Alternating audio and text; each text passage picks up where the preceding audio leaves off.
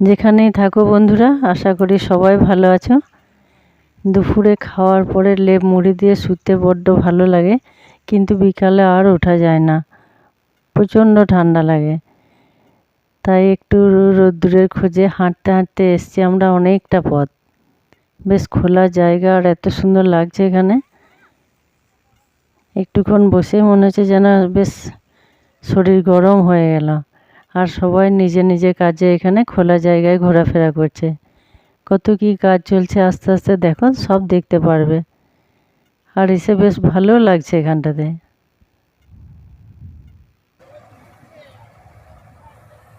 এখানে চলছে ধান কাটাইয়ের কাজ।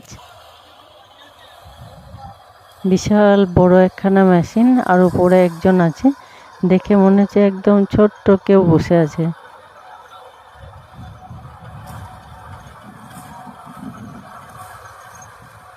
এমনভাবে খোলা জায়গায় ঘোরাফেরা করছে, মেশিনটা দেখে মনে হচ্ছে যেন একদম সেই ভুতুড়ে কাণ্ড।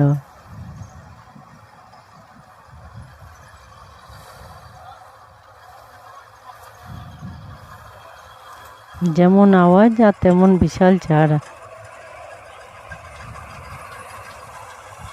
চেহারাখানা দেখেই ওর ভয়ঙ্কর লাগছে একদম।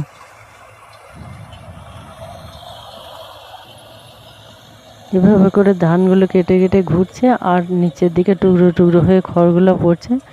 আর প্রচুর বক বসে আছে এখানে, ওরা খাবারের জন্য মরিয়া হয়ে উঠেছে। ওই খড়ের ভিতর থেকে মাঠের ছোট ছোট পোকা পাওয়া যায়, সেগুলো খাওয়ার জন্য ওরা ব্যস্ত।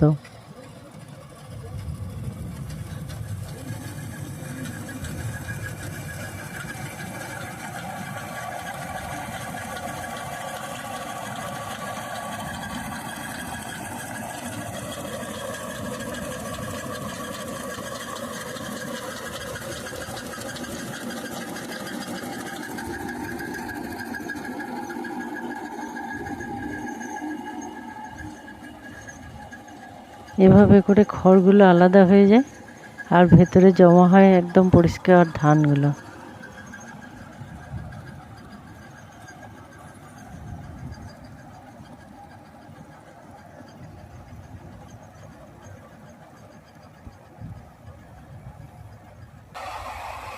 ধান যখন ভেতরে ভর্তি হয়ে যায় পরিষ্কার ধানগুলো, তখন অন্য একটা গাড়ি দাঁড়ায় পাশে, এভাবে করে ধানগুলো খালি করে।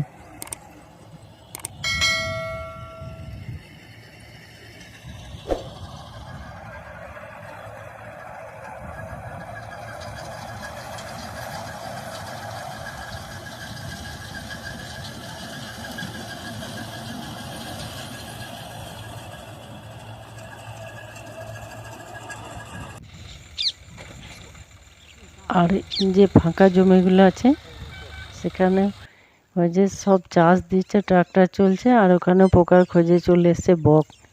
আর দুপুরবেলায় সাদা সাদা সারি সারি বকগুলো বসে আছে, দেখতে বেশ সুন্দর লাগছে।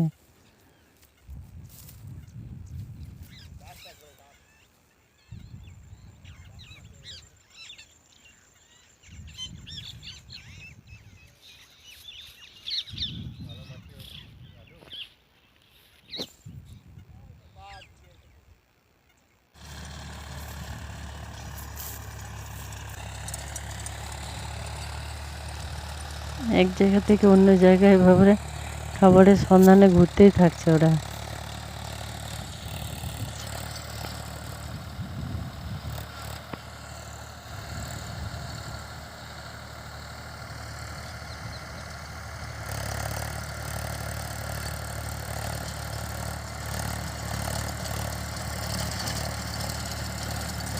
অত বড় মেশিন, অত আওয়াজ, কোনো ভ্রুক্ষেপই নেই ওদের।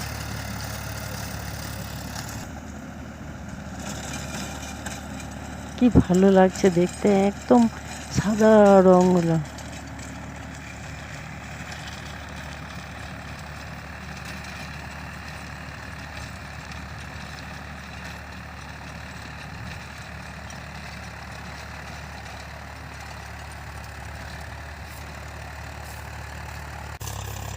বেশ ভালো লাগছে দেখতে।